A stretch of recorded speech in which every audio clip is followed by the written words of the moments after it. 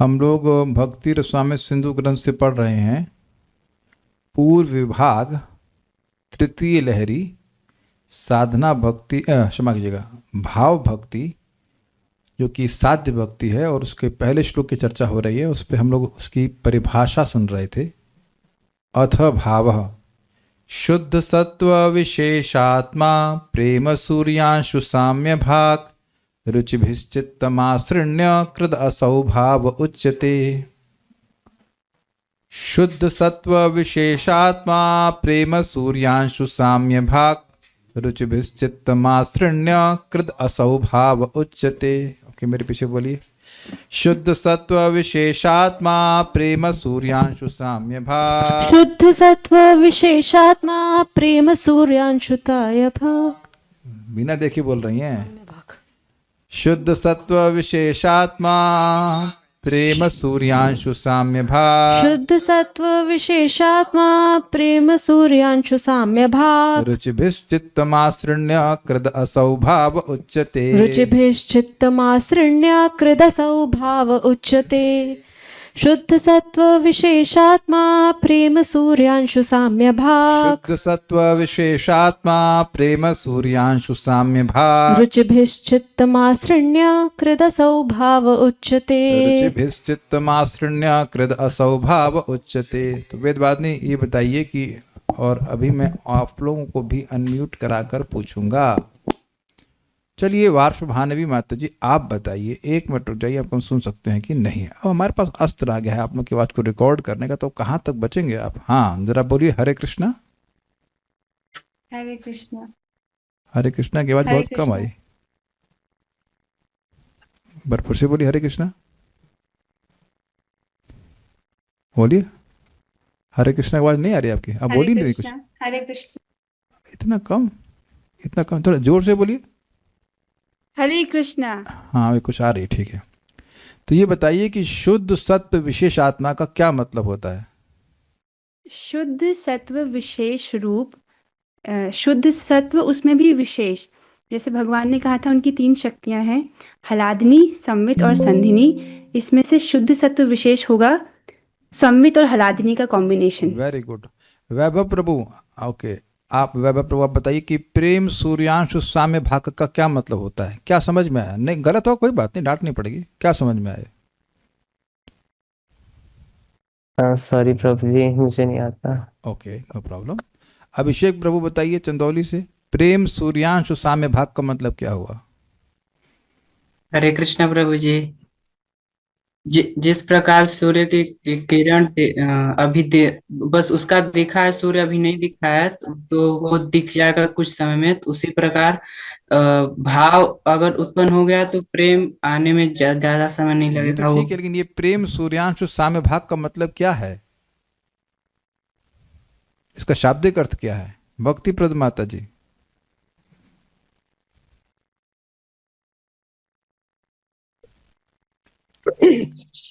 हरे कृष्णा। हाँ, प्रेम प्रभु जी, सूर्यांशु साम्य भाग का मतलब क्या है?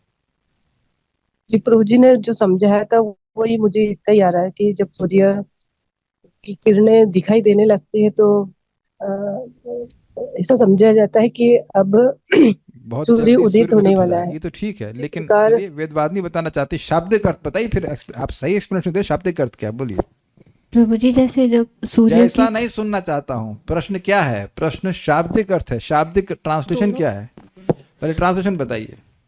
जब सूर्य की किरणें उदित होती हैं, प्रकट होती हैं, तो सूर्य प्रकट होने ही वाला है। उसी अरे तरह हम से शाब्दिक अर्थ पूछ रहे हैं, ट्रांसलेशन। प्रेम, हाँ, सूर्यांशु, सूर्य अंश, साम्य भाग।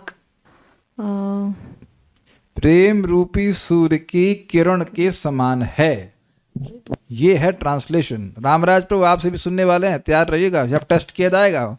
हमारे पास अस्त्र आ गया है आप लोग की आवाज को रिकॉर्ड करने का, तो अब दूर दूर तक कोई बच्चा सोएगा नहीं। प्रेम रूपी सूर्य रूपी सूर्य नहीं, प्रेम रूपी सूर्य। ओके, आगे बोलिए। जिस प्रकार से भाव रूपी किरणें जब उदित हो जाती हैं, तो उसे समझना चाहिए कि प्रेम रूपी सूर्य उदित हो ही जाएगा। देखिए, आप बोल ठीक से रही, लेकिन ठीक से नहीं बोल रही हैं। जैसे सूर्य की किरण आ जाने से ये अनुमान लगा लेते हैं कि सूर्य, अनुमान के निश्चित है कि सूर्य उदित हो ही जाएगा, ऐसे ही भाव रूपी किरण आ जाती है तो प्रेम रूपी सूर्य बहुत जल्दी उदित हो जाएगा, ये बात है। और इसमें एक और इंटरेस्टिंग बात है कि कोई रुकावट भी नहीं होगी। एक बार सूर्य की किरण आ गई तो कोई रुकावट होगी नहीं। इसीलिए यद्यपि भाव भक्ति में भी कुछ अपराध के संस्कार रहते हैं बहुत हल्की मात्रा में, फिर भी इसको साध्य कहा है क्योंकि उसके बाद अब प्राय मतलब प्रेम भक्ति मिल जाती है। अच्छा, अब कौन बचा इसको? सरस्वती माता ji, very good, very have a nice name, Saraswati Aradhana माता जी। रुचिभिस चित्त मासृण्य कृत, इसका अर्थ बता पाएंगी? चलिए ऐसा करते हैं, हम परेशान नहीं करते हैं, हम शाब्दिक अर्थ समझना चाहते हैं तो जो हाथ खड़ा करेगा उससे पूछते हैं। सुमेध प्रभु का तो नाम ही सुमेध, बहुत अच्छी बुद्धि वाले, नहीं आ रहा। कालिया कृष्ण प्रभु, वांट टू ट्राई? रुचिभिस प्लस चित्त मासृण्य कृत, इसका क्या मतलब है बताइए? हरे कृष्ण प्रभु जी, आवाज आ रहा है? थोड़ा तेजी आ रहा है लेकिन ठीक है, चलेगा, आ रहा है, बोलिए।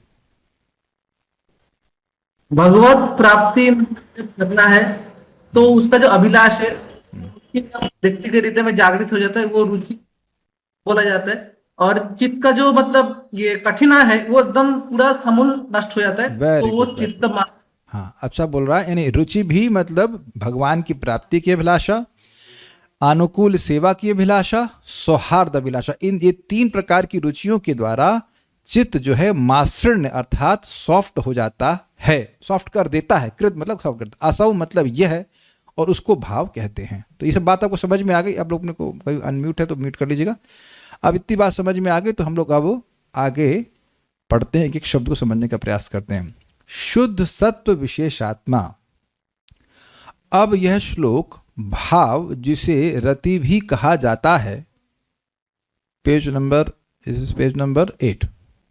अब यह श्लोक भाव जिसे रति भी कहा जाता है का वर्णन करता है, जो स्थायी भाव का सामान्य रूप है और जो स्थायी भाव की कली है, जो प्रणय और महाभाव जैसी उच्च अवस्थाओं में भी विद्यमान रहती है। ये कली है जो आगे जाकर के फूल के रूप में परिणत होगी। इसको थोड़ा समझ लीजिए। स्थायी भाव मतलब एक जीवात्मा का जो विशेष संबंध है भगवान श्री कृष्ण से। तो भाव भक्ति के स्तर पर ये मालूम चल जाता है कि मेरा भाव, फिक्स्ड भाव क्या है, मैं दासरति में हूं या साख्य में या वात्सल्य या श्रृंगार में, ठीक है। लेकिन ये बात आगे भी तो मालूम चलती रहेगी। जब भाव से, भाव को ही रति कहते हैं, भाव से जब व्यक्ति प्रेम अवस्था को प्राप्त करेगा तब भी इसको पता ही रहेगा कि मेरा संबंध भगवान से क्या है। फिर रति के प्रेम के भी आगे जो आपने स्टेजेस सुनी थी उसमें भी प्रणय, मान इत्यादि, वो उसमें भी ये मालूम रहेगा कि मैं भगवान का क्या हूँ। तो ये जो भाव है ये कली के समान है, अभी पूरी तरह से खिला हुआ प्रेम रूपी फूल नहीं है, लेकिन जो स्थायी भाव है, मेरा जो संबंध भगवान से, उसकी अवेयरनेस वो निरंतर बनी रहेगी। अच्छा, इसको एक यहाँ पे एग्जाम्पल से आप समझ सकते हैं। स्थायी भाव आगे किस अवस्था में विद्यमान रहेगा, क्यों रहेगा, समझ में आ रहा है? अभी पता चल गया तो आगे भी मालूम चल जाएगा। आप देखिए ना, एक छोटे बच्चे के रूप में आप देखिए, छोटे बच्चे को बताया जाता है कि मैं तुम्हारा पिता हूं, बोलो पापा पापा, तो उसको समझ में नहीं आता इसका मतलब क्या है। लेकिन जैसे जैसे बड़ा होता जाता है तो ऐसा तो नहीं कि किसी और को पिताजी मानने लग जाता है, संबंध और अच्छे से समझ में आने लगता है। तो ये बात समझ लीजिएगा कि स्थायी भाव चेंज नहीं हो जाता है, स्थायी भाव आपका मालूम चल जाता है भाव में, और इसी को और प्रगाढ़ता इसमें आ जाती है, ठीक है। ओके, उसका फिर से श्लोक बोल रहे हैं। शुद्ध सत्व विशेषात्मा प्रेम सूर्यांशु साम्य भाग रुचिभिश्चित्तमासृण्य कृद असौ भाव उच्यते। अर्थात शुद्ध सत्व विशेष स्वरूप प्रेम रूप सूर्य के उदयमान किरण के समान एवं भगवत प्राप्ति अभिलाषा, अनुकूल्य अभिलाषा, सौहार्द अभिलाषा रूप रुचि के द्वारा चित्त की आर्द्रता, स्निग्धता संपादित होने से भाव भक्ति होती है। महाभाव भक्ति पर्यंत, अरे ये तो पढ़ ही चुके हैं, ये तो पढ़, इसमें दिया क्या चल रहा है, ये तो आपने व्याख्या करी हुई, ये तो ट्रांसलेशन ही किया गया है, कुछ नया नहीं है इसमें। महाभाव भक्ति पर्यंत समस्त अवस्था में रहने के कारण भाव भक्ति का विशेषण शुद्ध सत्व विशेषात्मा दिया गया है। मतलब ये कभी नष्ट नहीं होती है, महाभाव is the highest limit. Shrimati Radha Rani और उनके ग्रुप के लोगों को, ग्रुप की जो गोपियां, उनको महाभाव मिलता है या प्राप्त है कह लीजिए। तो महाभाव की हाईएस्ट लिमिट तक भी ये जो स्थायी भाव ये भाव भक्ति बनी रहती है। यहां शुद्ध सत्व का अभिप्राय, कहने का प्राय भगवान की स्व प्रकाशिका स्वरूप शक्ति की संविदाख्य वृत्ति है, ना कि माइक वृत्ति विशेष से। क्या मतलब है इसका? देखिए, ये जगत कैसा है? त्रिगुणात्मक है, सब जानते हैं, रजोगुण, तमोगुण और सत्वगुण। तो शुद्ध सत्व का अर्थ यह नहीं है कि रजोगुण तमोगुण हटा दिया और जो बचा सत्व वह हुआ। ये भक्त लोग जानते हैं, और जो नहीं जानते हैं वो लोग समझ लें कि प्राकृत गुणों को कभी आप छांट के अलग कर ही नहीं सकते। There is no unadulterated material goodness. कुछ अगर सत्वगुण 90% है तो अब 10% उसमें रजोगुण होगा और 5% तमोगुण होगा। गलत बोल गया, सॉरी। 90% सत्वगुण है तो 5% रजोगुण होगा और 5% तमोगुण होगा। उसके भी अलग अलग कॉम्बिनेशन हो सकते हैं। क्या ये क्लियर हो रहा है? ऐसा हो ही नहीं सकता है कि कोई व्यक्ति पूरी तरह से सतोगुण में स्थित हो, एक बात। और दूसरी बात, मान भी लिया जाए कि अगर हम भौतिक सत्व को अलग कर दें तब भी वह निकृष्ट है, वो जड़ है, जबकि शुद्ध सत्व भगवान की अंतरंगा शक्ति की वृत्ति है। दोनों भेद समझ में आ रहे हैं? एक तो ये कि आप प्राकृत गुणों को, जो त्रिगुण है, उनको अलग अलग नहीं कर सकते, उसमें कुछ ना कुछ रजोगुण तमोगुण का मिक्सचर रहेगा। और मान लीजिए, ये हो नहीं सकता, लेकिन मान लीजिए कि आपने किसी तरह से तमोगुण और रजोगुण को अलग कर दिया, उसके बाद जो आपका सो कॉल्ड शुद्ध सत्व अर्थात शुद्ध मटीरियल सत्व मिलेगा, वह भी प्राकृत है, वह भगवान की प्राप्ति नहीं करा सकता है। तो शुद्ध सत्व जो है प्राकृत गुणों में मिक्सचर रहता है, लेकिन आप मान लिया जाए कि आपने ऐसा किया कि सारा रजोगुण तमोगुण खत्म कर दिया और उसके बाद केवल सत्व बचा है, फिर भी वह प्राकृत सत्व है, वह भगवान की अनुभूति नहीं करा सकता। वो निर्गुण मतलब परे नहीं है, गुणों के परे नहीं है। Is that okay thinking? अच्छा, स्वप्रकाशिका स्वरूप शक्ति का मतलब क्या है? जैसे सूर्य अपने स्वरूप को स्वयं ही प्रकाशित करता है। सूर्य को जिसने कभी नहीं देखा हो वो लालटेन से सूर्य को नहीं देख सकता है। क्लियर? तो सूर्य को देखने के लिए किसी और चीज की जरूरत नहीं है, सूर्य अपने ही सामर्थ्य से अपने स्वरूप को प्रकाशित करता है। ये समझ में आया? इसे कहते हैं स्वप्रकाशिका स्वरूप शक्ति। तो भगवान की स्वरूप शक्ति है, संविद है, मतलब स्वरूप शक्ति का मतलब समझना चाहिए, जो भगवान के स्वरूप से प्रकट होती है। जैसे सूर्य का प्रकाश कहां से प्रस्तुत होता है? सूर्य से। ऐसे ही भगवान की स्वरूप शक्ति कहां से प्रकट होती है? भगवान से। यद्यपि माया शक्ति भी भगवान की शक्ति है, लेकिन वह उनके स्वरूप से प्रकट नहीं होती है, वो उन पर आश्रित है लेकिन उनके स्वरूप से प्रकट नहीं होती। जैसे अंधकार सूर्य पे आश्रित है लेकिन सूर्य के स्वरूप से प्रकट नहीं होता। अब तो एकदम क्लियर समझ में आ रहा होगा, सबको समझ में आ रहा है? अच्छा, मैं ये भी सुविधा दे दूंगा कि जो पॉइंट बोल रहा हूं अगर वो नहीं समझ में आए तो अनम्यूट करके भी पूछ सकते हैं, लेकिन ध्यान दीजिएगा, कंडीशन ये है कि आप वही चीज पूछोगे जो मैं डिस्कस कर रहा हूं, नहीं तो बहुत कसराहट पड़ जाएगी। सुविधा दे रहा हूं लेकिन उसका रूल फॉलो करना पड़ेगा। अगर जो बोल रहा हूं वो नहीं समझ में आया, जैसे वेदवादी ने पूछा, तो आप भी पूछ सकते हैं, कोई प्रॉब्लम नहीं है। पर टॉपिक बड़ा इंपॉर्टेंट है। स्वरूप शक्ति और माया शक्ति में अंतर समझ पा रहे हैं? जैसे सूर्य की स्वरूप शक्ति क्या है? तेज और प्रकाश। तेज और प्रकाश भी सूर्य पे आश्रित है लेकिन उसके स्वरूप से प्रकट हो रहा है। अंधकार भी सूर्य पे आश्रित है लेकिन अंधकार स्वरूप में, अंधकार सूर्य के स्वरूप में नहीं है। कहां अंधकार सूर्य में? बताइए, नहीं है ना। तो अंधकार की सृष्टि भी सूर्य ही कर रहा है लेकिन उसके स्वरूप से नहीं। क्लियर हो रहा है? अंतर आ रहा है?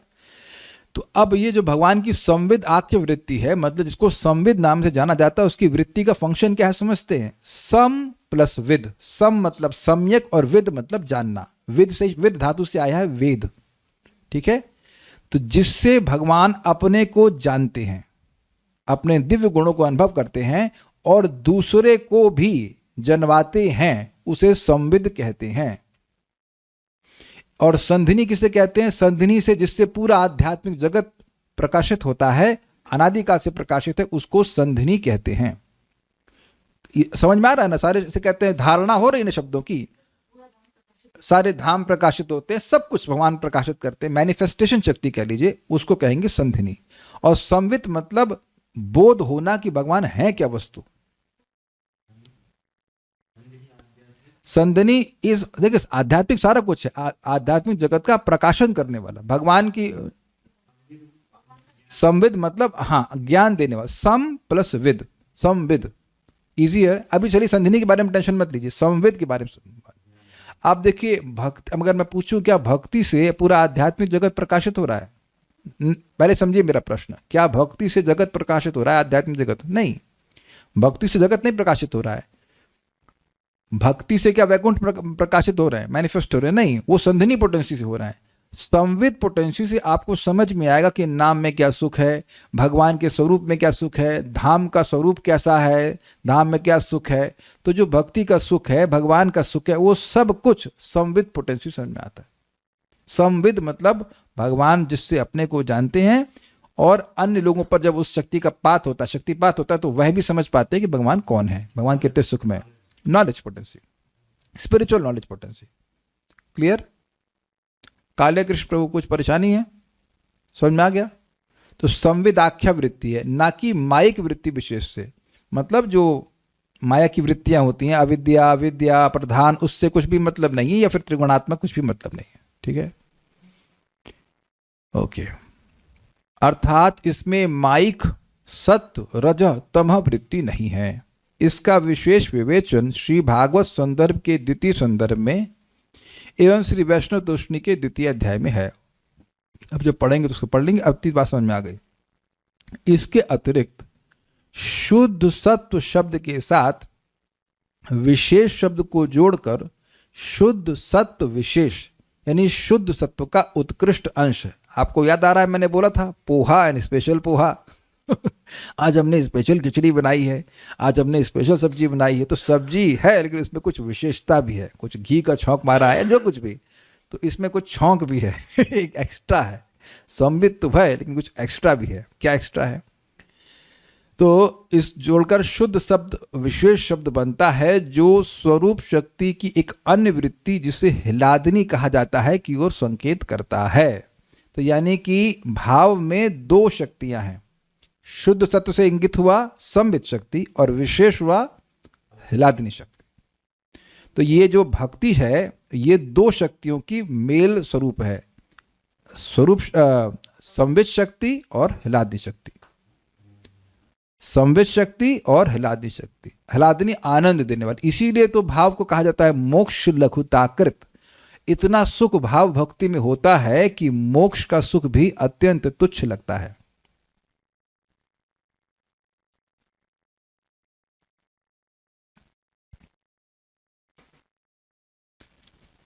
ओके, विष्णु पुराण में लिखित है, मेरे पीछे बोलिए।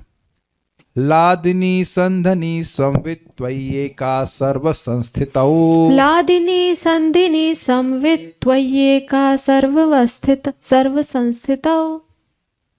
लादतापकरी मिश्रा त्वयि नो गुणवर्जिते। लादतापकरी मिश्रा त्वयि नो गुणवर्जिते। समस्त शक्तियों के आकर, आकर का मतलब होता है अबोध, जहां से सारी शक्तियां आ रही हैं। आश्रय, यस, समस्त शक्तियों के आश्रय कह लीजिए, आप में ही यानी भगवान में ही लादनी, संधिनी एवं संवित शक्ति विद्यमान है। माइक गुण वर्जित आप में यानी जिनमें कोई माया के गुण नहीं है, उन आप में हिलाद और तापकरी मिश्रा शक्ति नहीं है। अर्थात सत्व रज तम माइक शक्ति वृत्ति आप में नहीं है।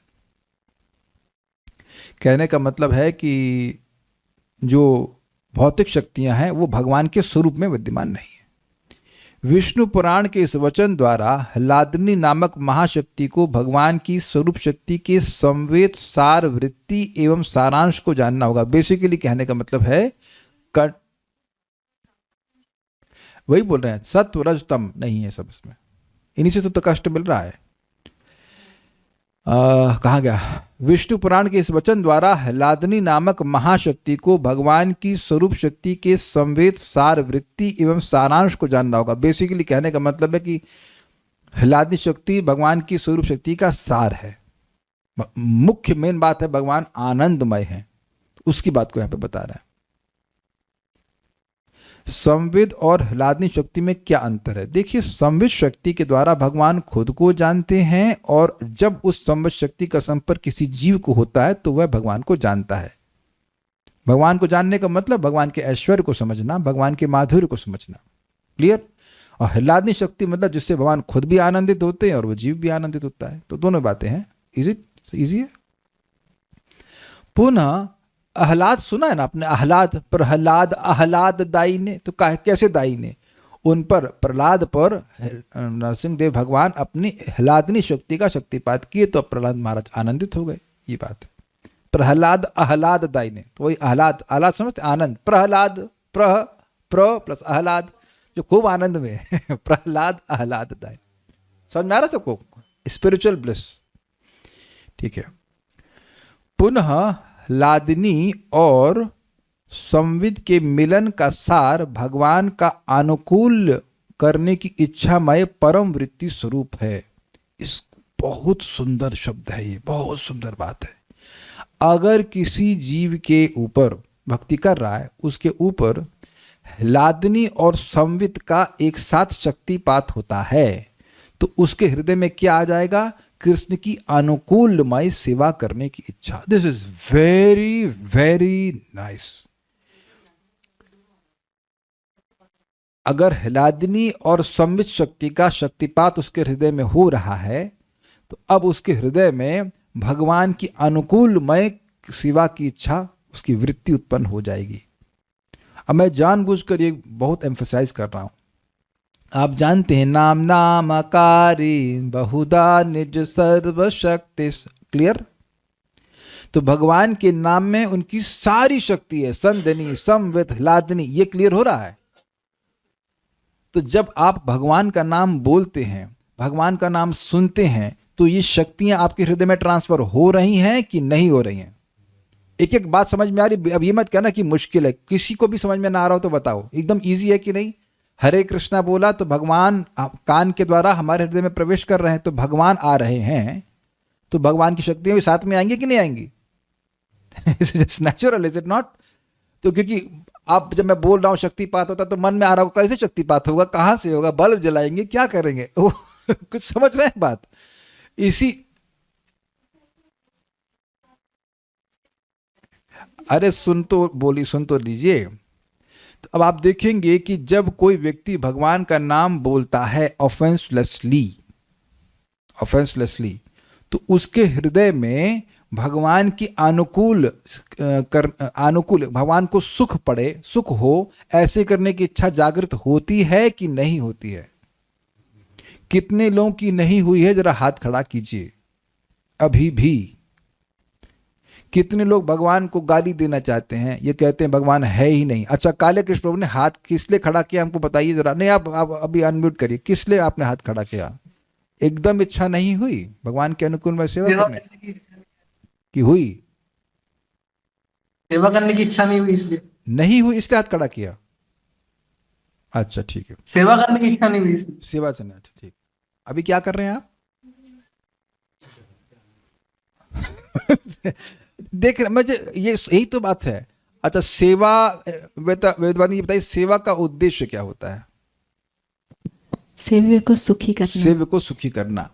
अब आपने इसी भक्ति रसामृत सिंधु ग्रंथ के शुरुआत में पढ़ा था, साधना भक्ति में, कि जब हम वैष्णव शास्त्र पढ़ते हैं तो ठाकुर जी प्रसन्न होते हैं।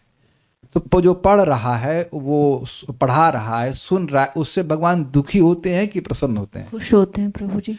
प्रभुपाद जी ने गलती करी है। प्रभुपाद जी ने बहुत बड़ी गलती करी कि 8 से 9 में भागवतम रखा है, वो इसीलिए ताकि विश्व भर में लोग भगवान को दुखी करें, है ना?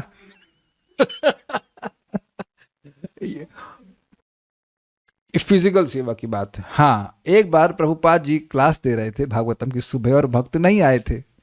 तो प्रभुपाद ने पूछा कि भक्त कहाँ है? तो कह रहे मंदिर साफ कर रहे हैं। तो प्रभुपाद क्रोधित हुए, कहे कि मंदिर तो हम वर्कर से भी साफ करा लेंगे, लेकिन क्लास में तो भक्तों को आना पड़ेगा ना।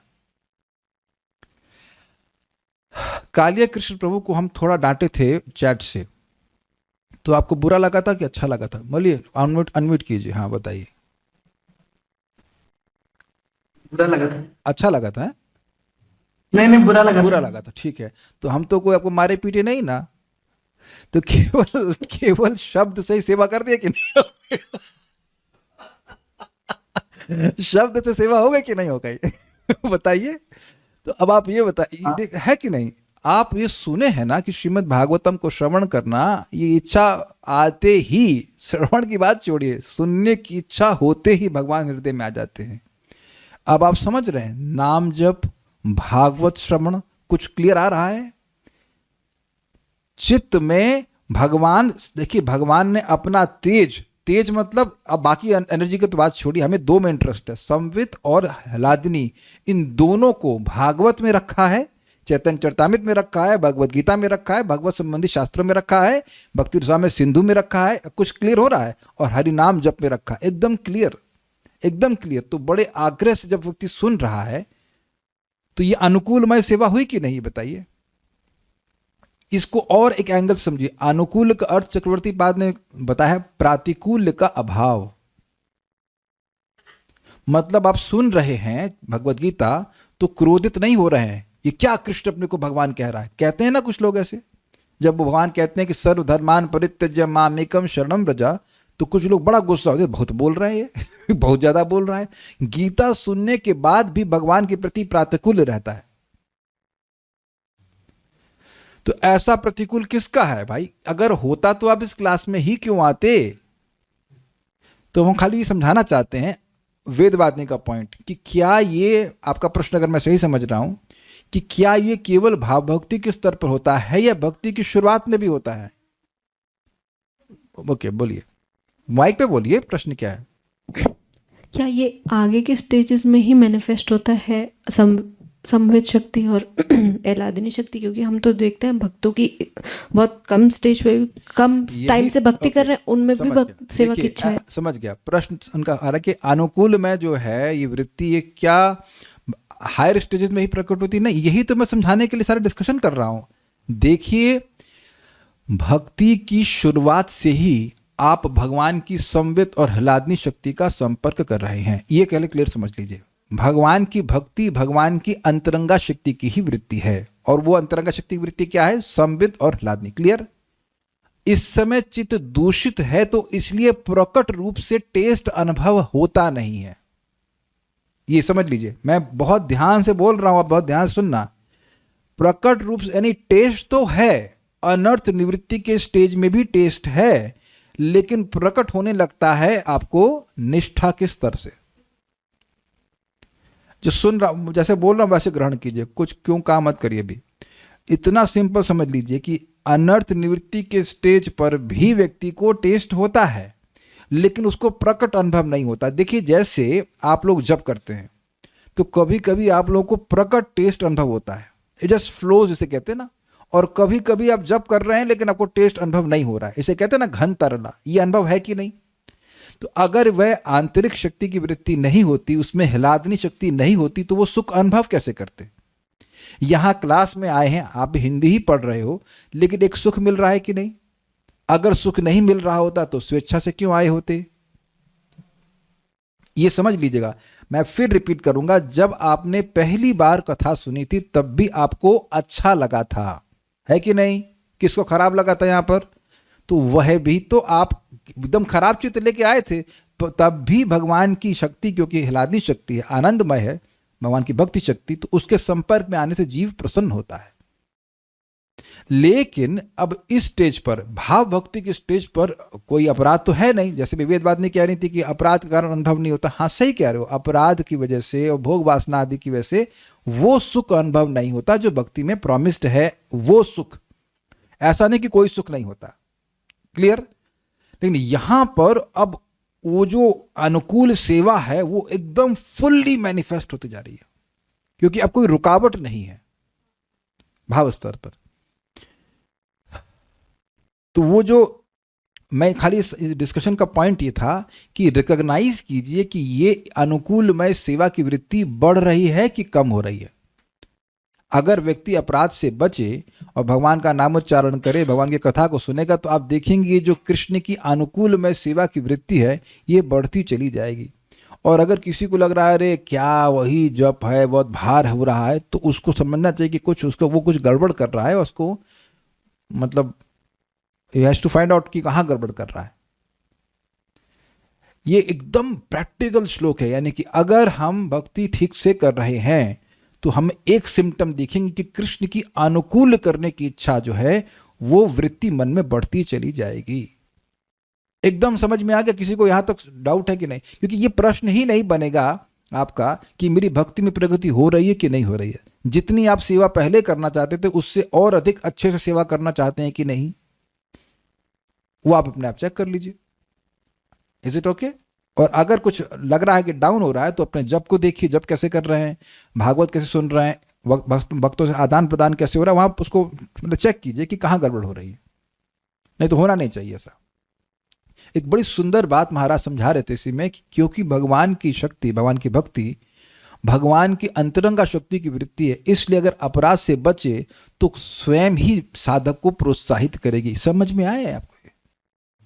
मैं फिर रिपीट कर रहा हूं, क्योंकि भगवान की भक्ति भगवान की अंतरंगा शक्ति की वृत्ति है, आनंद देने वाली है, इसलिए अगर साधक अपराध से बचे तो उसको खुद ही प्रोत्साहन मिलेगा, और चैंटिंग करूं और प्रीचिंग करूं। और it is called spiritual self impetus, spiritual impetus, I am sorry, spiritual impetus, not self. जैसे आप अगर मैं नेगेटिव बोलूं, रजोगुण से काम उत्पन्न होता है, तो अब व्यक्ति जितना काम के कार्य में प्रवृत्त होगा तो रजोगुण और बढ़ेगा और उसको और अधिक कामुक कार्य में प्रवृत्त करेगा। आप तो समझ में आ रहा है ये बात? ये तो सब अनुभवगामी बातें हैं।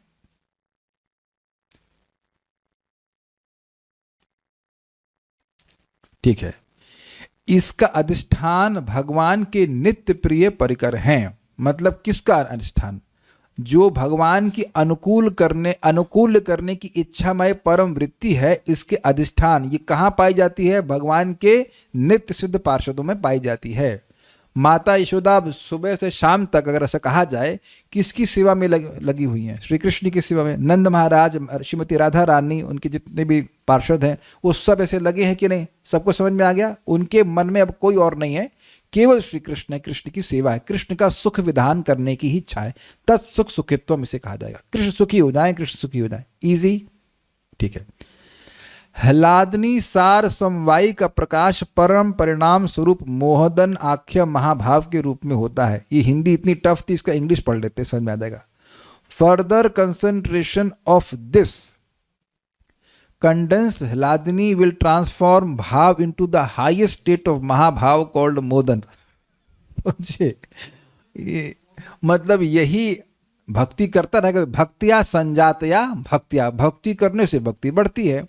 तो व्यक्ति भाव को प्राप्त हुआ तो वहां से भक्ति करता जा रहा है, करता जा रहा है, करता जा रहा है, करता जा रहा है, तो अब हाईएस्ट लिमिट ये और कंडेंस होती जा रही है भक्ति, और आगे जाकर के मोदन नाम के महाभाव की प्राप्ति होती है, जो कि केवल श्रीमती राधा रानी को। लेकिन इसको सभी भाव वाले प्राप्त नहीं कर सकते हैं। जो माधुर्य भाव में वह प्राप्त कर सकते हैं। इसका वर्णन श्री उज्ज्वल नीलमणि ग्रंथ के स्थायी भाव प्रकरण 176 में है। मेरे पीछे बोलिए। राधिकायूथ एवासौ मोदनेन तु सर्वतः। राधिकायूथ एवासौ मोदनेन तु सर्वतः। यह श्रीमान ह्लादिन शक्ते सुविलासः प्रियो वरः। यह श्रीमान ह्लादिनी शक्तिः सुविलासः प्रियो वरः। यह मोदन प्रभु जी हैं उनको प्रभु जी की तरह बोला गया है। यह मोदन नामक महाभाव केवल राधिका की यूथ में विद्यमान है, न कि सर्वत्र। एक बार किसी ने पूछा था हमको क्लास में कि महाभाव केवल राधा रानी को प्राप्त है, तो मैंने क्या उत्तर दिया था? हमको नहीं पता। तो अब पता चल गया, महाभाव श्रीमती राधा रानी और उनका यूथ, मतलब उनका जो ग्रुप है, यूथेश्वरी है ना Radha Rani. Youth means group, झुंड कह लीजिए, ग्रुप कह लीजिए, तो जो भी हैं, तो उनके साथ में जो है उन्हीं को ये महाभाव प्राप्त है, और किसी में नहीं। अर्थात जो राधा रानी के ग्रुप में नहीं, उनको नहीं। और इससे स्पष्ट है कि जो अन्य रसों में है उनको ये महाभाव प्राप्त नहीं है। इट डजंट मीन कि वो कहीं की तरह से कुछ कमी में है, लेकिन उनको महाभाव प्राप्त नहीं होता। That's it. यह श्रीमान मोदन ही ये हमको अच्छा लाइन लगी थी, श्रीमान मोहन। देखो संस्कृत ले, यह श्रीमान, ये जो श्रीमान साहब है ये मोदन साहब है, मोदन महाभाव साहब है। यह श्रीमान मोदन ही ह्लादिनी शक्ति का प्रिय श्रेष्ठ सुविलास है। अर्थात यह ह्लादिनी शक्ति की सबसे महान, मनोहर और आनंददायक अभिव्यक्ति है। अब देखिए एक बात समझिएगा, ये हिलादनी शक्ति भक्त के हृदय में है, उसको तो आनंद दे ही रही है। जब वो सेवा करेगा तो उसी के अनुपात में कृष्ण को भी आनंद देने वाली। इसीलिए श्रीमती राधारानी विशेष है। वो जितना श्री कृष्ण को सुखी कर सकती उतना और कोई नहीं कर सकता। वैसे तो वो हिलादनी शक्ति स्वरूपा ही है, लेकिन हाईएस्ट पॉइंट है। इस पे सुंदर बात यह है कि इस हिलादनी शक्ति की एक बूंद भी किसी जीव को हृदय में आ जाती है तो उस बूंद में भी भगवान डूब जाते हैं। Krishna becomes captured. ये हिलादनी शक्ति की अद्भुत मतलब क्वालिटी है। हाँ, कैप्टिवेटिंग पावर है। समझ में आ रहा है सबको? कुछ कुछ शुद्ध सत्व विशेषता की व्याख्या यहाँ पे समाप्त हुई। यहाँ तक किसी कोई प्रश्न है तो I think it's very clear. ठीक है। असौ भाव उच्चते, इस श्लोक में असौ शब्द भक्ति के सामान्य स्वरूप का संकेत करता है, जिसे अनुकूल भाव से कृष्ण की निरंतर सेवा अनुकूल लेना कृष्णानुशीलन के रूप में बताया गया है। पढ़ के समझाऊंगा फिर पूरा। यद्यपि शीलनम धातु के अर्थ के अनुसार भक्ति के समान रूप को दो प्रकार, चेष्टा रूप और भाव रूप को कहा गया है, किंतु इस श्लोक में चेष्टा रूप भक्ति को अर्थ के रूप में ग्रहण नहीं करना चाहिए, क्योंकि यहाँ चर्चा का विषय भाव है। यहाँ भाव का लक्षण क्रिया के रूप में नहीं बल्कि अंतःकरण की भावना के रूप में बताया जाएगा। थोड़ा समझिए इस बात को, बोल क्या रहे हैं। असौ मतलब वह, तो असौ सामान्य रूप से भक्ति को सूचित कर रहा है। जैसा हमने सुना था शुद्ध भक्ति की परिभाषा में, अन्याभिलाषिता शून्यम ज्ञान कर्मादिनावृतम आनुकूल्येन कृष्णानुशीलनम भक्तिरुत्तम। तो ये जो भक्ति की परिभाषा है वो साधना भक्ति पे भी है और भाव भक्ति पर भी है और प्रेम भक्ति पे भी। ये तो क्लियर हुआ। लेकिन जो बात यहां कह रहे हैं कि ये जो प्रकरण चल रहा है, ये जो टॉपिक है, इसमें जो सिम्टम बताए गए हैं वो साधना भक्ति के नहीं हो सकते हैं। शुद्ध सत्व विशेषात्मा, प्रेम सूर्यांशु साम्य भाग, रुचिभिर चित्तमाश्रण्यकृत, ये सब लक्षण साधना भक्ति के नहीं। इतनी इंटेंसिटी साधना भक्ति में नहीं होती। Is it okay? इतनी नहीं होती। तो साधना भक्ति में चेष्टा रूप भक्ति होती है। जैसे अभी हम लोग चेष्टा कर रहे हैं इस श्लोक को समझने के लिए, हम लोग चेष्टा कर रहे हैं जप करते हैं मतलब जप करने के लिए। चेष्टा हर जगह चेष्टा करते हैं विग्रह की सेवा करने के लिए। भाव आए या ना आए, जरूरी तो नहीं है कि आप जप कर रहे हैं तो भगवान की भाई प्रतिकूल भाव नहीं है। बुद्धि के द्वारा हम भक्ति कर रहे हैं कि हाँ भगवान आप हमसे प्रसन्न हो जाएं, ये ठीक है, सब कुछ है। लेकिन अब ऐसे उमड़ करके भाव तो नहीं आ रहा है। किसी का आ रहा है तो हाथ खड़ा कीजिएगा। नहीं, ठीक है, good. So you need it, so you need to hear this. तो ये natural, it is just normal, is don't feel afraid of it. ऐसा है, हम लोग अभी सुन कर भक्ति कर रहे हैं, बढ़िया है, बहुत अच्छी बात है, कर तो रहे सुनकर। लेकिन भाव में क्या होता है, भाव में विभिन्न प्रकार के अंतःकरण में ट्रांसफॉर्मेशंस होने लगते हैं। भाव स्तर में चेष्टा मतलब भाव में स्तर में एक्सटर्नल क्रिया है नहीं है, ऐसा नहीं है, उसमें भी नाम जप कर रहे हैं। लेकिन अब मन में विभिन्न प्रकार के ट्रांसफॉर्मेशन होते हैं। एक एग्जाम्पल आपको दूंगा। जैसे एक बार बोलिए कृष्णा, काले कृष्ण प्रभु बोल रहे हैं, ए तो कथा में बोलते न पारे नहीं, बोल दे, ठीक है, कुछ हुआ। लेकिन अब रूप गोस्वामी जी बोले कृष्णा, तो करे मैं कृष्ण बोल रहा हूं तो मेरी इच्छा होती है कि मेरे करोड़ों मुख हों, और कान में जब जाता है तो अरबों कान हो, और मन में जाता है तो पूरा ये मन को सील कर देता है। तो अब आप देख रहे हैं कि इंद्रियों में और मन में भयंकर ट्रांसफॉर्मेशन हो रहा है। भयंकर मतलब ऐसा ट्रांसफॉर्मेशन जो अकल्पनीय है। तो ये आप लोग को भी हो रहा है। आप मुझसे पूछ लीजिए हो रहा है? नहीं, मेरे को भी नहीं हो रहा। कुछ समझ रहे हैं बात? अभी तुम्हारा चित्त दूषित है तो अभी धीरे धीरे शुद्ध होगा। लेकिन भाव स्तर में रूप गोस्वामी तो खैर भगवान के प्रेम के स्तर पर है, मैं खाली एग्जाम्पल दे रहा हूं कि भाव स्तर से ऐसा होने लग जाएगा। इसी बात को पृथु महाराज भगवान से प्रार्थना करते हैं भगवान सामने कि हमको 10,000 कान दे दीजिए, ये चाहते हैं। 10,000 कान क्या करें? कह रहे कि जहां भी कथा हो रही मैं सुनना चाहता हूं। Is it okay? तो कुछ आश्चर्य समझ रहे हैं। एक और भक्त, उनका नाम है दत्त ना, क्या नाम, वासुदेव दत्त नहीं, एक और भक्त नाम भूल रहा हूं मैं। और डांस करते थे 72 आवर्स, क्या नाम, वक्रेश्वर पंडित, नॉट दत्त। हाँ, वक्रेश्वर पंडित ने भगवान से चैतन्य महाप्रभु से क्या आशीर्वाद मांगा, हमको 10,000 गंधर्व दे दीजिए ताकि ये गायन होता रहे नॉन स्टॉप और हम नाचते रहे। कोई एक गंधर्व थक जाएगा। तो 10,000 गंधर्व दीजिए। This is very interesting desires, नहीं? ठीक है, तो ये थोड़ा समझने वाली बातें हैं। तो कहने का मतलब है कि ये सब उन भगवान की भक्ति वो बाह्य रूप से नहीं करेंगे ऐसा नहीं है, लेकिन अंदर एक उफान आ रहा है, मन में अलग अलग प्रकार की भावनाएं, भगवत संबंधी भावनाएं उमड़ेंगी। तो ये इसलिए यहाँ पे भाव को बात कर रहे हैं, भाव भक्ति के बारे में बात कर रहे हैं। ग्रंथकार स्वयं ही भाव मात्र का लक्षण 2.4.251 में करेंगे कि भाव होता क्या है। मेरे पीछे बोलिए। शरीरेन्द्रिय वर्गस्य विकाराणां विधायिकाः भावा विभाव जनिता चित्तवृत्तय ईरितः।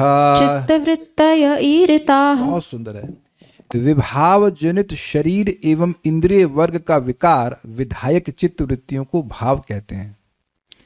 विभाव से जो शरीर और इंद्रियों में विकार उत्पन्न कर देता है चित्तवृत्तियों का, उसको भाव कहते हैं। नोट, विभाव क्या होता है? विभाव अर्थात वह कारण जिससे भाव जागृत होता है। जैसे जब भक्त श्री कृष्ण को देखता है, ये भक्त कौन सा है? भाव भक्ति में स्थित भक्त, और उनकी वंशी की ध्वनि को सुनता है तो उसके हृदय में जो प्रेम जागृत होता है उसका कारण विभाव कहलाता है। मतलब इंद्रियों से उसने कुछ काम किया या मन से भगवान का स्मरण कर सकता है, भगवान के विग्रह को देखा या भागवत सुना, तो अब मन में अनेक अनेक प्रकार के भाव उत्पन्न होने लगे। जैसे जगत में हम कुछ मान लीजिए कोई भूखा व्यक्ति है, हम कोई अब नाम तो नहीं रखेंगे, एक भक्त बता रहे थे कि प्रभु जी कृष्ण हॉल में जब पोहा बनता था तो आप जानते हैं उसमें जाली है, जाली दरवाजे में हम लोग जाली के लगा रखे थे, हम लोग उसे लगा के रखे ताकि लोग परेशान ना हो। दरवाजा बंद होता है तो लोग घबरा जाते हैं कि प्रसादम खत्म हो गया है हमने इसीलिए प्लान किया था कि जाली लगा देते हैं, लोग देखते रहे कि है प्रसाद, शांति से बैठो, खाने को मिलेगा। तो कह रहे प्रभु जी हम तो बाहर देख के एकदम उतावले हो जाते थे, पोहा बट रहा है कहीं खत्म ना हो जाए करके। तो अब आप देखिए खा नहीं रहे हैं, केवल देख रहे हैं, वो भी दूसरों खाते हुए देख रहे हैं, तो कुछ मन में आ रहा है ना परिवर्तन? नहीं होता। खाने पीने की चीज हम उदाहरण दे रहे हैं, थोड़ा सा और भी चीजों के प्रति देख करके कोई सुंदर वस्त्र देख लिया, ये हमको भी चाहिए, तो वो वस्तु बाहर से हो गई, वो विभाव स्थानीय हुआ। वो विभाव नहीं है, मैं बोल रहा हूं कि बाहर के एक्सटर्नल इन्फ्लुएंस से इससे इस समय हमारे चित्तवृत्ति में परिवर्तन आता है कि नहीं आता? तो उसी प्रकार बोल रहा हूं, भगवत संबंधी कुछ भी देख रहा है, तुलसी को देखे, कुछ भी, इट कैन बी एनीथिंग, भगवान की लीला स्थली को देखा, कुछ भी, it can be anything connected with Krishna, भगवत संबंधी कुछ भी, तो उसको देख करके अब उसके आंखों में, उसके मन में, चित्तवृत्तियों में परिवर्तन आने लग जाता है। वो अलग अलग हो सकता है, कहीं वो विलाप करेगा या कुछ भी हो सकता है, इट कैन बी एनीथिंग। उस पर अभी हम नहीं जा रहे कि क्या क्या होते हैं भाव, लेकिन विकार क्या होते हैं उसके बारे में बात नहीं कर रहे। अष्टसात्विक विकार के बारे में सुना था, वो आंसू आ जाना, पुलक हो जाना, वो सब होने लग जाएगा। विभाव क्या है? अच्छा, विभाव क्या है? अभी तक हम क्या समझा रहे थे अब ये जो प्रश्न है, इससे मेरे देखो प्रैक्टिकल देखो, ये प्रश्न था, अब ये प्रश्न जो है सुन के मेरे कुछ चित्तवृत्ति में परिवर्तन आए कि नहीं आए फर्जी का प्रश्न किए तो हमको हंसी आ रही कि नहीं? यही समझा रहे हैं कि विभाव क्या है, और पूछ रहे विभाव क्या है। जिससे भाव जनित हो उसको विभाव कहेंगे। भाई आप ये बताओ, आज तक ऐसा कभी नहीं हुआ कि किसी ने कुछ बोल दिया और आपको मन में क्रोध आ गया? तो क्रोध एक चित्त की वृत्ति है कि नहीं? आप शांति से बैठे थे और किसी ने कुछ बोल दिया तो तुरंत गुस्सा आ गया। ये कभी नहीं, जिसके संग कभी ना हुआ वो हाथ खड़ा करे, देखिए कौन है यहाँ पे, कोई गोस्वामी है यहाँ पे? ठीक है कोई नहीं। तो आप देख रहे हैं कि कुछ शब्द सुना, उस शब्द से आपके चित्त में परिवर्तन आया, तो ये तो अनुभव है ना। अब यही बात हमसे कई बार पूछी जाती है कि प्रभु जी हम भगवान के बारे में सुनते हैं, भगवान के बारे में बोलते हैं, तो हमारे मन में कोई परिवर्तन क्यों नहीं आ रहा? देखिए परिवर्तन तो आ रहा है, लेकिन अभी हमारा चित्त दूषित है, इसलिए अनुभव नहीं होता है। लेकिन जब भाव स्तर पर पहुंच जाएंगे तो भगवान के बारे में सुनेंगे तो आएगा परिवर्तन। मैं एग्जाम्पल देता हूँ महाराज कुलशेखर का तो सब जानते हैं, महाराज कुलशेखर रामायण सुनते थे, भगवान श्री राम के भक्त थे। तो अब पंडितों को बताया गया था कि भाई देखो ये सेपरेशन वाली लीला मत सुनाना इनको सेपरेशन। तो कहीं एक दिन गलती से एक नया पंडित आया था, उसने सुना दिया कि माता सीता को रावण हर के ले गया है। अब उनको तो भाव जागृत हो गया उससे, अरे सेना निकालो, हम चढ़ाई करेंगे लंका पर। अब भाई राजा कह रहा है तो कौन मना करे। तो पूरा he is absorbed in that, पूरा डीपली एब्जॉर्ब हो गए, और वो बाहर सारी सेना सब तैयार हो गई। इतने में एक और पंडित जी को फिर भेजा गया, कहा अरे महाराज आपको पता नहीं क्या, वो माता सीता वापस आ गई भगवान। अच्छा अच्छा ठीक है चलो वापस लो ना। अब ये पागलपन लगेगा, लेकिन that's how devotees are. Example आपको और दूंगा, बहुत मजेदार। भगवान चैतन्य महाप्रभु साउथ इंडिया में थे, तो एक ब्राह्मण के पास गए, और उनको हर ब्राह्मण के घर में प्रसाद पाते थे। तो दोपहर तक जब महाप्रभु लौट के आए तो प्रसाद बना नहीं था। तो ये भी भगवान राम के भक्त था ब्राह्मण, तो बोले कि क्या हो गया, प्रसाद नहीं बना। तो कह रहे अभी वो लीला पढ़ रहे थे, तो कह रहे लक्ष्मण जी अभी भिक्षा लेके आई नहीं है, तो माता सीता ने कुछ बनाया नहीं है। तो महाप्रभु कह रहे वाह बड़ा अच्छा भाव है आपका, और ही बस हैप्पी। लेकिन हो सकता है अगर हम लोग ऐसे हो तो हैप्पी नहीं होंगे ना, लेकिन ऐसे वो भाव में आविष्ट थे। ये होता है। तो ये सब हम एग्जाम्पल दे रहे हैं कि ये सारी चीजें, भगवान की लीला सुनना या भगवान का दर्शन है, कुछ भी उसके मन में भाव उत्पन्न कर देता है, उसको विभाव कहते हैं। तो ये सब मन में अनेक अनेक प्रकार की चित्तवृत्तियां जो उत्पन्न होती हैं उसको भाव कहते हैं। चित्तवृत्ति शब्द यहां मन की विभिन्न अवस्थाओं को सूचित करता है। अमर कोश में कहा गया विकारो मानसो भाव, अर्थात भाव मन का विकार यानी परिवर्तन है। ये समझा दिया मैंने आपको ना। तो ध्यान दीजिए कि भाव भक्ति में मटेरियल चीजें अफेक्ट नहीं करती हैं। कोई व्यक्ति गाली दे रहा है बोला, उससे कुछ भी उनको फर्क नहीं पड़ता है, उनका मन बस भगवान में जाता है। कुछ भी बाह्य परिस्थिति में व्यक्ति का मन भगवान के से हट नहीं सकता है। किंतु यहाँ के प्रसंग में इसका संकेत व्यभिचारी भावों की ओर नहीं है, यद्यपि वे भी मन को परिवर्तित करते हैं, क्योंकि उनका वर्णन आगे किया जाएगा। इसका कारण यह है कि वर्तमान परिभाषा में कहा गया कि भाव हृदय को कोमल बनाता है। व्याभिचारी भाव हृदय को कोमल नहीं बनाते, बल्कि वे उन भक्तों में कार्य करते हैं जिनका हृदय पहले से ही कोमल हो चुका होता है। मैं पूरा पढ़ूंगा फिर समझाऊंगा। इस श्लोक में भाव को प्रेम की प्रारंभिक अवस्था भी कहा गया है, और यह बात व्याभिचारी भावों पर लागू नहीं होती। नोट, व्याभिचारी भाव क्या होता है? वे चलायमान भाव जो मुख्य प्रेम भाव को और गाढ़ा करने के लिए प्रकट होते हैं और फिर लीन हो जाते हैं, वे स्थायी नहीं होते, बल्कि तरंगों की तरह उठते और शांत हो जाते हैं। एग्जाम्पल, जैसे कृष्ण को भगवान बालक कृष्ण को तृणावर्त उठाकर ले गया था, तो अब माता यशोदा कृष्ण को नहीं देख पा रही हैं। माता यशोदा किसकी माँ है? श्री कृष्ण की। तो ये स्थायी भावन में है कि नहीं कि वो कृष्ण की माँ हो। लेकिन अब उनका बेटा चला गया है तो वो पागल हुई जा रही हैं, भयभीत हो रही। तो भय भी एक भाव है ना। तो ये हो गया व्यभिचारी भाव। जब ये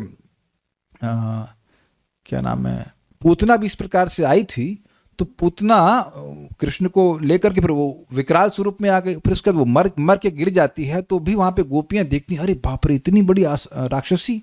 तो उनके मन में भय आया कि नहीं? तो देखिए, अव्याभिचारी और व्याभिचारी का अर्थ समझ लीजिए। व्याभिचारी मतलब आज है कल नहीं है, अव्याभिचारी मतलब फिक्स्ड। क्लियर समझ में आ रहा? जैसे सुनते ना अव्याभिचारी भक्ति, अर्थात हर दिन हर रोज वह भगवान श्री कृष्ण की ही भक्ति करेगा। यानी आज दिन के हिसाब से शनिवार को शनिदेव की और सोमवार को चंद्रदेव की, ऐसा नहीं। ये समझ में आ रहा है? अव्याभिचारी। तो व्याभिचारी भाव का मतलब है कि वो भाव उस भक्त में किसी लीला या परिस्थिति विषय से प्रकट होते हैं और उससे भगवान के प्रति प्रेम और बढ़ता है। जिसका भगवान से प्रेम पहले से ही है उसमें वो भाव और बढ़ जाता है, भगवान का प्रेम और बढ़ जाता है। लेकिन भाव ये व्यभिचारी भाव का काम हृदय को सॉफ्ट करना नहीं है। यहां बोला गया था चित्त मासृणकृत, उसको भाव कहा जाता है। जो चित्त को सॉफ्ट बना दे उसको भाव कहा जाता है। तो व्याभिचारी भाव उन भक्तों के लिए जिनका हृदय पहले से सॉफ्ट हो चुका है। भाव भक्ति में भी व्याभिचारी भाव आ जाएंगे, कोई प्रॉब्लम नहीं है। भाव भक्ति में भी तो व्यक्ति सुनेगा कि अरे भगवान पूतना प्रवेश कर रही है तो कहीं मार न दे कृष्ण को, वो सब आ सकता है। लेकिन वो उसके हृदय को सॉफ्ट करने का कार्य नहीं कर रहा है, और ना ही वह प्रेम की प्रारंभिक अवस्था है। तो इसलिए यहां पर व्याभिचारी भाव को भी ग्रहण नहीं किया जाएगा। समझ में आया? ये थोड़ा सा सोचने वाली बात है, इसको आप सोचेंगे तो समझ में आ जाएगा। इसके बाद हाँ, देखिए, पहले बात समझ लीजिए, भाव को बोला गया था कि यह भाव चित्त को सॉफ्ट बना देता है। भाव का गुण है कि वह चित्त को मासृण्यकृत, वह सॉफ्ट कर देता है। लेकिन व्यभिचारी भाव उनमें आएगा जिनका चित्त पहले से सॉफ्ट हो गया है। उसको और उसमें और प्रेम बढ़ाएगा अलग बात है, बट भाव जो है वह चित्त को सॉफ्ट करने का कार्य करता है, एक लक्षण था। और दूसरा, वह भक्ति की शुरुआती अवस्था है। प्रेम सूर्यांशु साम्य भाग, तो भक्ति के लिए प्रेम भक्ति की शुरुआती अवस्था भाव है, एक पॉइंट था, और चित्त को सॉफ्ट करने का। तो व्याभिचारी भाव भक्ति की शुरुआती अवस्था नहीं है। जिनको भक्ति प्राप्त हो गई, जिनको स्थायी भाव आ गया है, उनमें एक समय, एक टेम्परेरी समय आता है। कोई लीला हो रही है, उस समय में वो भय, जैसे भय, कोई भी जीव भगवान से भय में रिलेटेड नहीं है। कोई भी भक्त है, मान लो माता यशोदा है, तो उनको भय हो जाता है कि नहीं, कि कृष्ण का कोई अनिष्ट ना हो जाए, इज इट नॉट? तो भय उस भाव के अंदर एक एड ऑन कह लीजिए है, लेकिन वो कोई स्थायी भाव नहीं है। आइसिंग ऑफ द केक भी कह सकते हैं, समथिंग ऑफ दैट। जैसे खीर बना रहे हैं, तो खीर में सैफरन भी डाल सकते हैं, हमेशा सैफरन डालते हैं। तो खीर हो गई, लेकिन उसमें थोड़ा सैफरन डाल देंगे तो और अच्छा लगेगा। लेकिन हमेशा तो सैफरन नहीं रहता ना, ये बात है। ओके, अतः अर्थ यह है कि जो सामान्य व्यक्ति असौ भगवान की अनुकूल सेवा के रूप में परिभाषित की गई है, उसी का एक विशेष अंश जिसे भाव रूप भक्ति कहा जाता है, जब प्रकट होता है तो उसे भाव कहा जाता है। मतलब भाई भक्ति का स्वरूप तो यही है, अनुकूलन कृष्णानुशीलनम इत्यादि। उसका एक स्पेशल सेक्शन जिसे भाव रूप भक्ति कहते हैं, जब प्रकट होता है तो उसे भाव कहते हैं। तो यहाँ पे जो बात आ रही असव की, ये भाव के बारे में बात हो रही है, जो हृदय को सॉफ्ट कर देता है। उस भाव का स्वरूप क्या है वो हम लोग कल चर्चा करेंगे। इतना जितना पढ़ाया है उसको आप लोग दोबारा से पढ़िएगा तो बात समझ में आएगी, उसको रिलेट कर पाएंगे। और क्या कोई प्रश्न है? मतलब बिल्डिंग के पहले बेस बनता है, फिर ऊपर से ऊपर कौन सा फ्लोर? हाँ, समथिंग, कुछ भी बोल दीजिए। हमको तो देखिए सीधी बात समझ में आ गई, सीधी तरह से। अब आप लोग उसमें जो भी उदाहरण समझते हो समझा लीजिएगा। हाँ, स्थायी भाव होगा, सही कह रहे हैं, बिल्डिंग का नींव है और उसके ऊपर बाकी सारी चीज़ें आ रही हैं। लेकिन देखिए वो एग्जाम्पल इसलिए सही नहीं क्योंकि जो ऊपर बाकी सारी चीज़ें वो लगातार रहती हैं, उस अर्थ में नहीं है। मेन चीज़ है कि स्थायी भाव हमेशा है कि मैं कृष्ण का सखा हूँ। अब मान लीजिए कृष्ण कुछ अनिष्ट हो रहा है लीला में, तो मुझे भय होगा कि नहीं? तो वो जो भय है वो भी तो एक भाव है, वो भी तो मन की एक अवस्था है, लेकिन वो टेम्परेरी है, बस इतनी बात बोल रहे हैं। उस भय से हृदय पवित्र नहीं हुआ है, उस भय से हृदय सॉफ्ट नहीं हुआ है। जो स्थायी भाव है उससे हृदय सॉफ्ट हुआ है। From where shall we read verse by verse in BRS? So we can refer translation by his holiness Bhanu Swami Maharaj. Yes, you can refer that, वहाँ से पढ़ सकते हैं। मैं 2 ग्रंथों को लेकर चल रहा हूँ। परम पूज्य भानु महाराज का भी अनुवाद है और परम पूज्य हरिदास शास्त्री जी, वो भी गौड़े वैष्णव है, उनका भी अनुवाद है। लेकिन हरिदास शास्त्री जी का जो अनुवाद है बहुत टफ है, हिंदी वो है, तो मैं मिला जुला करके आप लोग के सामने रख रहा हूँ ताकि बात समझ में आ जाए। ठीक है, so will stop here. Shri Shri भक्ति रसाम्य सिंधु ग्रंथ की जय, श्रील प्रभुपाद की जय, निताय गौर प्रेमानंदे।